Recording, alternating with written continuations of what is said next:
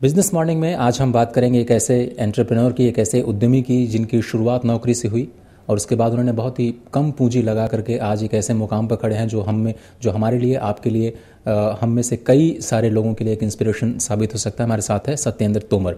बहुत ज़्यादा अभी डिटेल में हम बात करेंगे इसके आगे। सत्येंद्र जी, बहुत बहुत शुक्रिया। शुरुआत आपकी जर्नी से करते हैं। आपने कैसे जॉब किया और जॉब से कैसे एंटरप्रेन्योरशिप की तरफ आपका रुझान या आपका झुकाव हुआ? मैं बाय एजुकेशन सॉफ्टवेयर इंजीनियर हूँ और मैंने हाई स्कूल और इंटरमीडिएट में अच्छे नंबर से पास करने के बाद IIT रोड के सारे एग्ज़ाम्स क्लियर किए। सॉफ्टवेयर इंजीनियरिंग करने के बाद जब मैं पहली बार 21 साल की उम्र में जॉब किया मैंने, तो मैंने अपने अंदर ये पाया कि जब भी कोई एक प्रॉब्लम सॉल्व करने की मुझे दिया गया, मैंने उसको एक नया मेथड निकाला और उसको एज ए प्रोडक्ट में कन्वर्ट किया। और ये प्रोडक्ट जब वो कंपनी मार्केट में लेके गई तो उसको बहुत ही मार्केट ने बिल्कुल एक्सेप्ट किया। और 10 साल से लेकर 14 साल की मेरी जर्नी में मैंने डिलीवरी, सेल्स, जो प्रोडक्ट मैंने बनाया उसको मार्केट में ले जाने में मदद करना और उसको अल्टीमेटली बेचना, ना सिर्फ बेचना बल्कि कस्टमर को सक्सेसफुली बेच के वापस आना और पैसे कमाना। जब आपने ये एंटरप्रेन्योरशिप की शुरुआत की तो आपके दिमाग में क्या था और कितने पूंजी से आपने शुरुआत की, और जब आपने शुरुआत की तो आपने क्या सोचा था? मात्र 8 लाख रुपए से शुरुआत करी।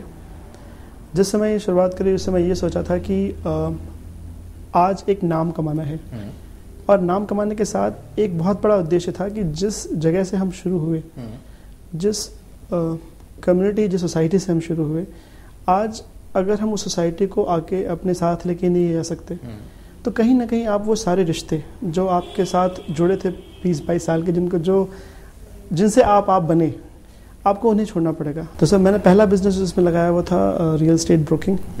सेकंड बिजनेस जो मैंने लगाया हुआ है IT इंडस्ट्री, बिकॉज मैं सॉफ्टवेयर में था ही था। और तीसरा था एक एडवेंचर टूरिज्म, जिसमें मैंने लगाया कि टूरिज्म इज़ द की, जो लोगों को बाहर से लेके इंडिया में लेके आएगी। सो मेरा जो प्लेटफॉर्म है वो चाहे वो एक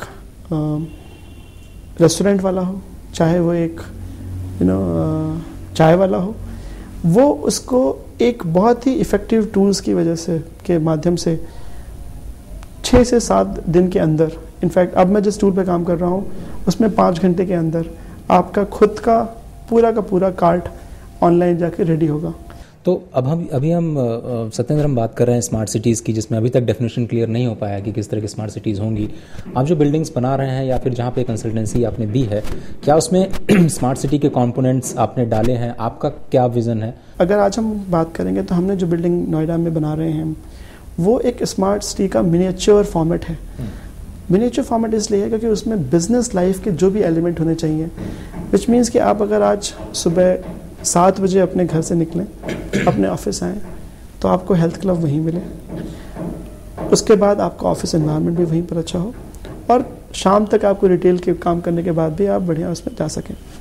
इसके अलावा जो ऑफिस स्टैंडर्ड्स हों, फॉर एग्जांपल आज के दिन हम बात कर रहे हैं कि हम 4G का ऑक्शन कर रहे हैं, बट आज से 3 साल बाद जो बिल्डिंग है वो 4G रेडी होनी चाहिए।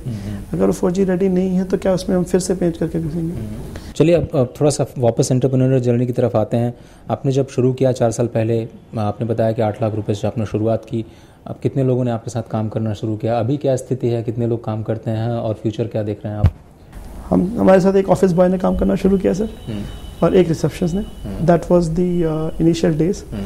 और आज अगर मैं अपनी सारी कंपनियों को सम अप कर लूँ तो आज हम लोग करीब 600 प्लस एम्प्लॉयमेंट डायरेक्ट पे बैठे हुए हैं। और अगर हम अपने साथ के जितने भी प्रोफेशनल्स और एसोसिएट जो हमारे लिए काम करते हैं उन सबको ऐड कर दें, बिकॉज वर्किंग में काफ़ी सारे एसोसिएट काम करते हैं, सिमिलरली हमारे और भी जगह एसोसिएट काम करते हैं। अगर इन सबको हम आज एक इकोसिस्टम की बात करें तो आज हमारे साथ 5000 लोगों से ज़्यादा के लोग इकोसिस्टम में लगे हुए हैं। सर, अगर आज से 5 साल की बात करूं तो आज करेंटली अगर मैं जितने भी मेरे पास लैंड और जितने भी बिल्डिंग में बना रहा हूं उन सब की इन्वेंट्री वैल्यू की बात करूं तो ये 3,500 करोड़ रुपए से ऊपर की इन्वेंट्री वैल्यू है जो हमने आज क्रिएट कर ली है। और अगर आज हम सिर्फ ब्रांड की बात करें, और अगर इफ टच हैज अगर जिस तरीके से ईश्वर ने हमको ब्लेस किया है इस जर्नी में, अगर वही ब्लेसिंग्स ऑन रही हैं तो no, I don't know, God knows the best, but I think we will be sitting more than a $1 billion kind of a valuation, because आज के दिन अगर आप फ्लिपकार्ट को देखें या स्नैपडील को देखें या किसी भी ई-कॉमर्स वेंचर को देखें तो 3 साल में 2 साल में उनका वैल्यूएशंस बहुत मल्टीपल है। मेरे हिसाब से एंटरप्रेन्योरशिप की कोई एज नहीं होती।